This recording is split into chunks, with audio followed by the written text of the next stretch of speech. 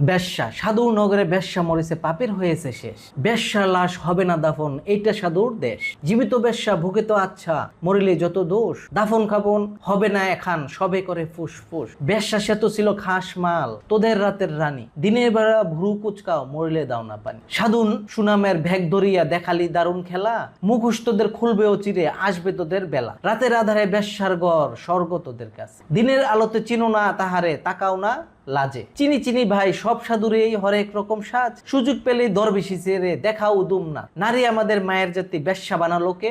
ভদ্র সমাজে সতীর ছেলেরা খদ্দের সেজেছে। সুযোগ পেলে প্রস্তাব দাও, আদিম পাপের দাবি।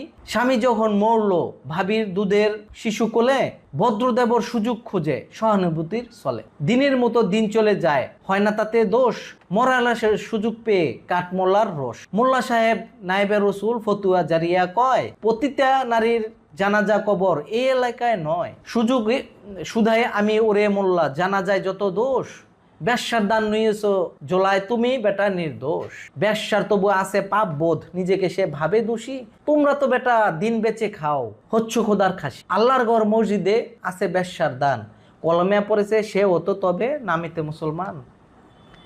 বেশ্যা নারী পুরুষরা সব সৎ, জানিও মোল্লা খুলবে না মুখ চাকরি যাওয়ার পথ। আর কতকাল থাকবি অমনি মুখোশধারীর দল, আসবো এবার মশাল নিয়ে ভাঙতে তোদের কল। সত্যের আলো জ্বলবে যখন চিনবে তোদের সবে, লেবাসধারী মুখোশধারীর মুখোশ উপরে যাবে।